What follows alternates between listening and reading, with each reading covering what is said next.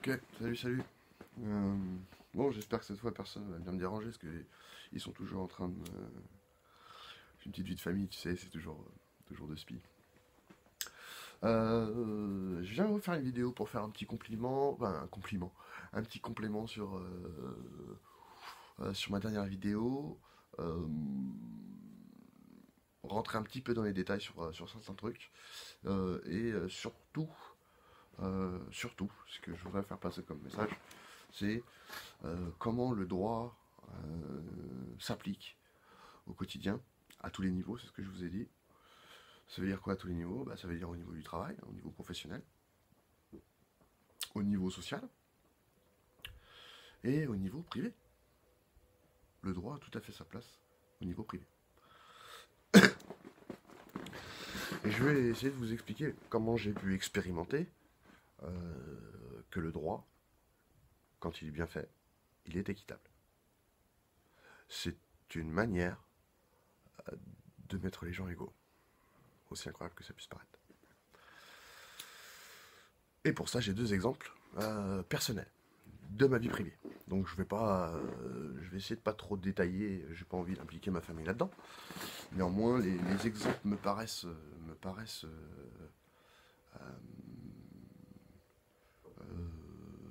pertinents, vraiment pertinents.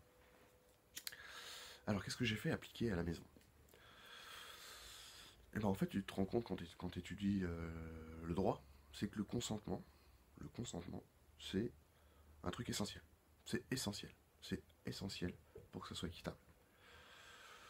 Euh, à partir du moment où tu donnes ton consentement, tu ne devras pas te plaindre, parce que tu as accepté. Donc à chaque fois que tu te plains, en fait c'est ta faute, dans beaucoup des cas, parce que tu as donné ton consentement à des choses que tu ignores. Or, ne pas connaître la loi n'est pas une excuse légale. Tu as déjà dû l'entendre. Alors, comment j'ai appliqué tout ça? Disons que ça fait 20 ans que je suis avec une représentante de la genre féminine que j'aime beaucoup. Euh, Néanmoins, au fur et à mesure des années, s'est instauré des lois. Et le consentement n'est pas toujours véritable. Et du coup, ça a créé un problème d'autorité. Parce qu'en fait, il n'y a pas d'autorité normalement, puisqu'on est égaux. Et donc, quand à partir du moment où le consentement est vicié, une autorité se forme, quelque part. Enfin, il y a quelque chose qui vient se mettre au-dessus. Donc, j'ai fait réappliquer le véritable consentement plein et entier à mon âme sœur. Typiquement, un exemple, quand on te demande quelque chose, et que si tu réponds pas comme la personne, enfin comme l'être le voulait, et que derrière tu as des sanctions, d'accord? Donc, est-ce que tu veux aller chercher du pain? On a l'impression d'un consentement.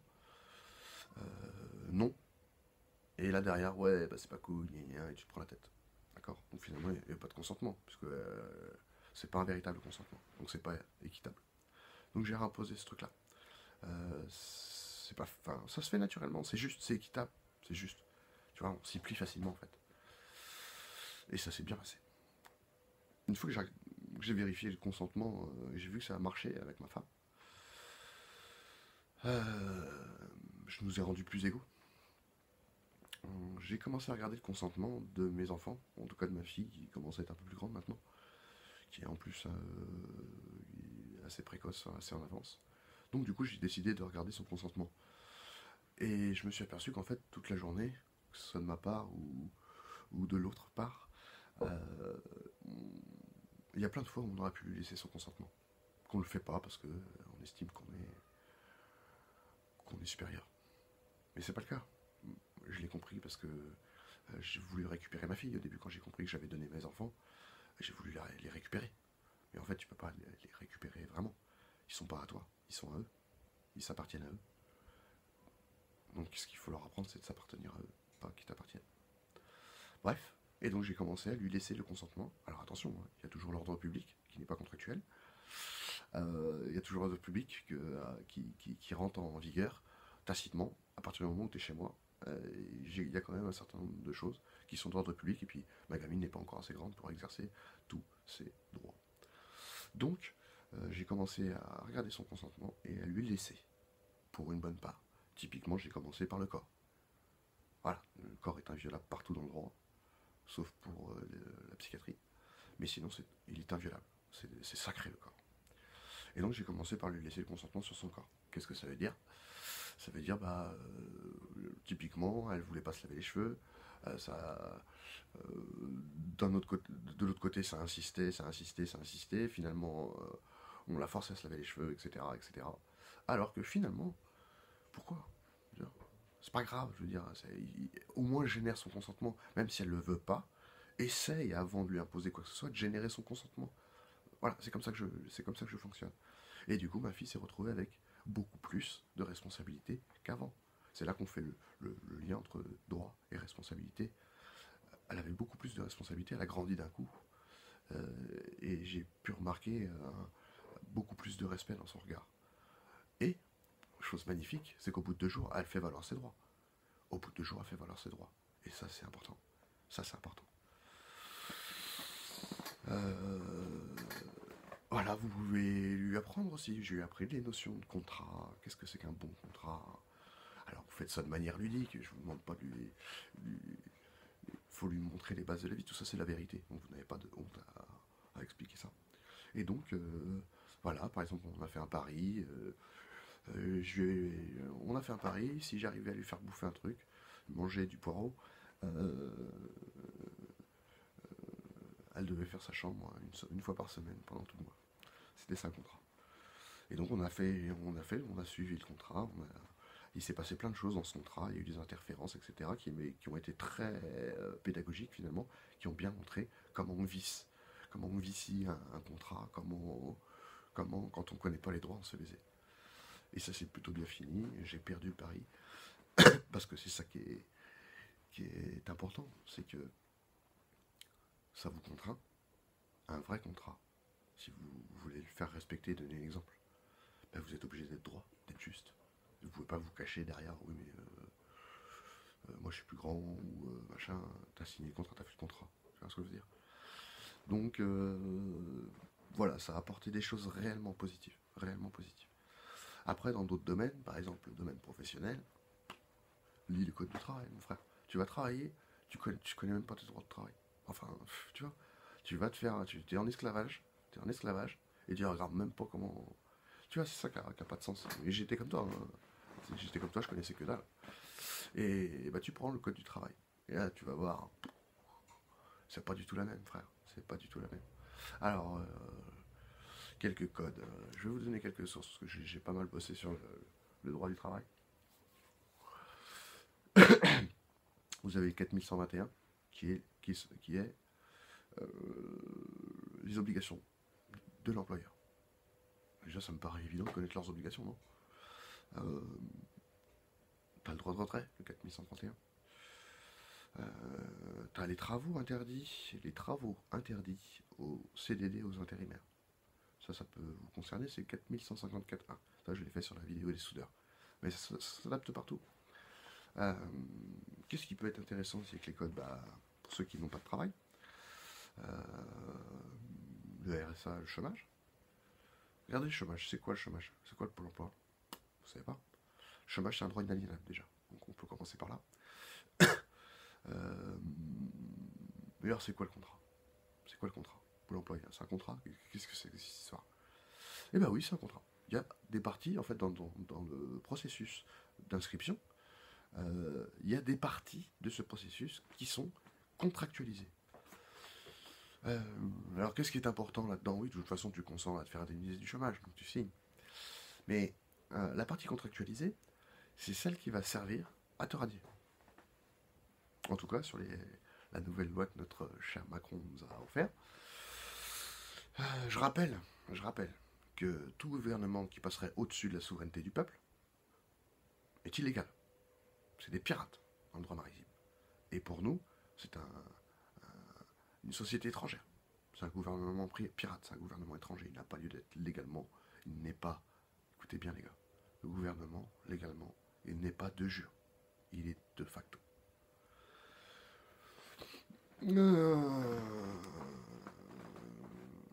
Le code du travail, le code de l'action sociale et des familles, le code ruraux, le code des collectivités territoriales, le code, je l'ai dit, le code de procédure pénale, le code de procédure civile. Il y a vraiment, c'est génial. Je sais pas, je vous explique vite fait comment on lit les codes, parce que c'est ça qui peut peut-être vous faire peur. Comment c'est fait les articles? Donc je vous ai dit, c'était des lois, même si Mika, j'ai pas perçu pourquoi, mais Mika s'insurge quand on parle de lois. Pour lui, ce ne sont pas des lois. Alors peut-être parce que justement, on fait bien référence à des lois qui nous obligent, et donc qui ne peuvent pas exister en tant que telles. Euh, euh, comme on lit, comme on lit. Alors, déjà, par exemple, je vous ai dit que le code pénal est d'interprétation stricte. Ça veut dire quoi? C'est-à-dire qu'on ne peut pas l'étendre. On ne peut pas l'étendre à autre chose. C'est-à-dire qu'il faut absolument que vous trouviez la phrase qui correspond parfaitement à votre situation. C'est différent, par exemple, pour le civil, où on peut développer et étendre la loi à différents sujets. Donc, comment on lit un article? On se munit d'un dico juridique, on se munit d'un dico des contraires, on se munit d'un dico des synonymes, et on lit l'article. Comment c'est formé les articles? Alors ce qu'il y a de chiant en fait souvent c'est que ils sont obligés d'être précis. Donc souvent ils vont utiliser un groupe de mots qui sont assez chiants, perturbants en termes de lecture, qui regroupent en fait un groupe de mots qui regroupe en fait un seul mot. Ça veut dire un seul truc. Mais il y en a 4 ou 5. Alors du coup, toi, tu vois, ça fait des phrases à rallonge, un peu comme Guénon, tu sais, tu commences la phrase et puis quand tu l'as fini, il faut que tu relises le début, ce que tu es perdu. Mais c'est un peu ça. Donc réduis ces paquets de mots là qui en veulent dire qu'un, tu les réduis et tu les remplaces par un. Voilà, par un mot, par le seul mot, pour être moins précis et plus simple. Et donc du coup, déjà ta phrase a rétréci. Une fois que ta phrase a rétréci, tu prends ton dico juridique et tu regardes les mots, tous les mots qui te semblent sujets à interprétation, tu les regardes dans un dico juridique. Si tu as une définition juridique, alors tu l'appliques, d'accord? Et si tu n'as pas de définition juridique, alors c'est là que ton dictionnaire va te servir. Tu prends les contraires, les synonymes, et tu regardes un petit peu tout le mot pour en saisir la plus grande des nuances. Et une fois que tu as ton mot, tu le remplaces. Voilà, typiquement, HS se disait, mais c'est un truc on ne s'est pas conjointement parlé pour avoir cette connaissance, mais lui aussi a regardé la définition de présenter, et parce que sur les actes de naissance, c'est marqué. En tout cas, jusqu'à une certaine époque, c'était marqué sur ceux que j'ai bossé. Et en fait, présenter, ça veut dire, moi, lui, il dit donner. Moi, j'ai vu rendre. Tu vois, j'ai tapé le mot, définition, j'ai pris le petit Larousse, le numéro 1, rendre. Tu vois, tu te dis, ouais, putain. Donc faites vachement gaffe avec ces putains de mots. Il y a plein de mots, vous ne savez pas ce que ça veut dire. J'ai déjà 13 minutes, je voulais pas en arriver jusque-là. Pas grave, on va continuer. Le droit maritime, ce qu'on pouvait rajouter sur le droit maritime, bah, c'était toutes les connexions qu'on pouvait faire avec le monde d'aujourd'hui, parce que ça a l'air obscur et on a du mal à voir les lois maritimes dans notre quotidien sur la Terre en fait. Et ça paraît logique. Néanmoins, ils sont partout. Le gouvernement, ça vient d'où? C'est quoi l'étymologie du mot gouvernement? Gouvernail. Gouvernail, c'est quoi? C'est bateau. Capitale, Paris, la capitale. Capitale, c'est quoi? Bah, c'est capitalis.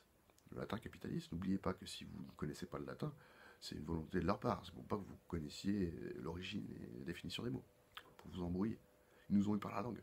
Mika me l'a encore rappelé. Ils nous ont eu par la langue.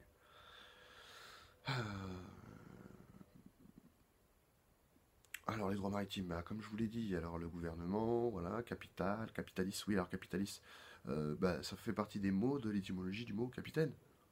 Donc vous voyez, ils sont encore là, les droits de la mer. Vous avez les notaires, vous avez les avocats, vous avez les huissiers, tout ça. Qui c'est qui a une maillotche? Il y a un juge, mais qui d'autre a une maillotche? Les ventes aux enchères. Les ventes aux enchères, c'est quoi? C'est qui ça? Ça a quel rapport? Les origines c'est le courtier des marchandises. Le courtier des marchandises. Donc le commissaire-priseur. Pourquoi ce rapport avec les marchandises? Pourquoi en anglais, en fait, toute la partie navale, toute la terminologie navale a été reprise dans le domaine de l'état civil, des naissances, etc. etc. Le bateau, c'est Bears. Et on dit la même phrase avec birth. Donc la naissance d'un bateau, l'arrivée d'un bateau et la naissance d'un enfant, c'est pareil. Pourquoi? Parce qu'on descend des eaux de notre mer, des eaux de la mer. Qu'est-ce qu'il y a d'autre? En anglais, quand tu livres une marchandise, d'accord, quand la poste ou FedEx, il t'envoie un putain de truc, dessus c'est marqué delivery. Et ben quand un enfant naît en Angleterre, c'est pareil. C'est le même, on utilise la même terminologie.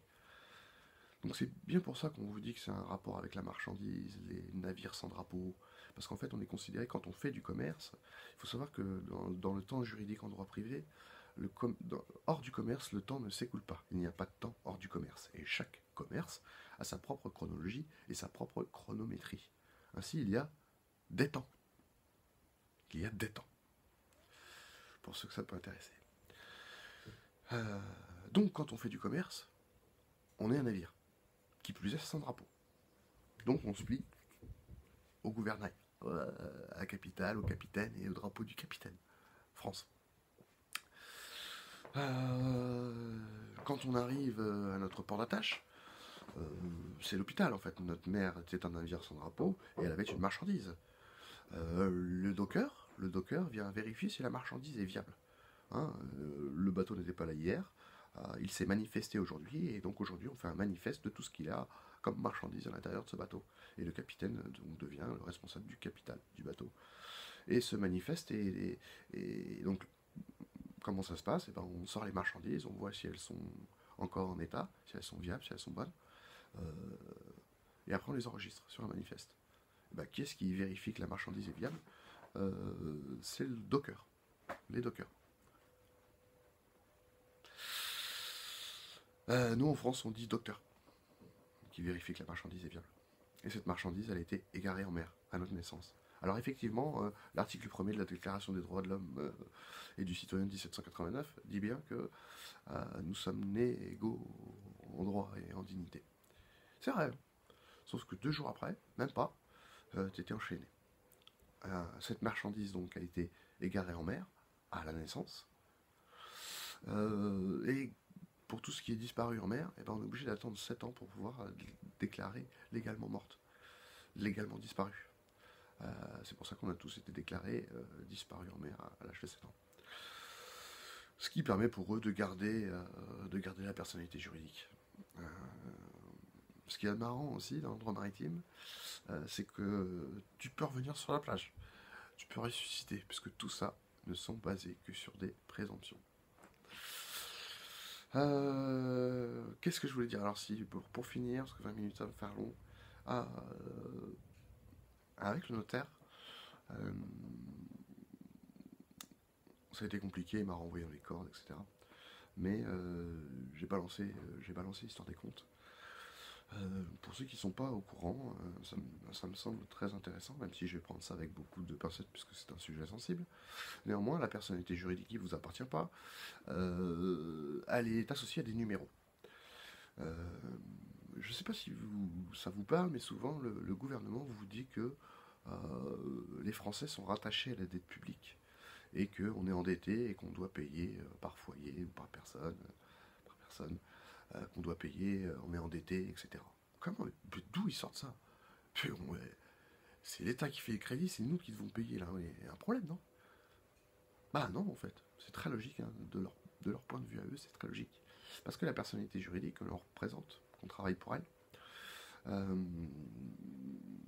elle est reliée à des numéros, et ces numéros sont des numéros de compte sur lesquels ils se servent de nous, chaque personnalité juridique, ils se servent de chaque personnalité juridique pour faire des emprunts. Comme je vous l'ai dit dans la vidéo précédente, ils sont capables d'estimer le montant de votre valeur à votre naissance par le biais des calculs de l'assurance vie. Et donc, avec cette valeur-là, ils ont transformé la personnalité juridique, cette fois j'ai le mot, en titre financiarisable. Et ce qui fait qu'ils se servent des personnalités juridiques qui sont représentées par nous pour se servir de nous comme garantie. Et créer la dette. pour ça qu'on est rattaché à la dette, les gars. Parce que les numéros qu'on représente, enfin, les numéros associés à la personnalité juridique qu'on représente, créent la dette. C'est pour ça, avec ces comptes-là, qui nous relient à la dette publique. Et attendez, c'est beau aussi. Qu'est-ce qu'elle fait, la dette? Bah, elle va partout dans le monde. Elle se déplace, elle se transfère. Et ben, partout où ils doivent transférer leur dette, bah, ils sont obligés d'ouvrir un compte avec les numéros de la personnalité juridique. Et du coup, des comptes, il y en a partout. Donc c'est quand même assez... Tout ça, c'est irréfutable. Hein. C'est irréfutable. Malgré l'anonymat absolu des coordonnées bancaires, très bien expliqué dans le Code monétaire et financier, on est quand même capable d'avoir accès à ces comptes, en tout cas de les voir. Donc voilà comment on est relié à la dette publique et tout ça. Je vais pas aller beaucoup plus loin, c'est pas mal. Et bon allez, j'arrête de traîner. Merci les gars, merci EHS. Tiens, je vais citer quelques gens aussi. C'est vrai que je cite pas parce que alors je vais reprendre, merci EHS, je vais reprendre déjà tous les gars qui ont été cités dans la vidéo de EHS parce que c'est vrai que il y a plein de noms. Je vais en citer d'autres qui sont plus, ils n'ont pas forcément de chaîne, etc. mais qui participent beaucoup. Il y a Jambonus qui m'a apporté beaucoup. Il y a Nico, il y a Manito, il y a tous ces gens qui cherchent sont très très forts. Voilà, venez discuter. Salut les gars, à bientôt.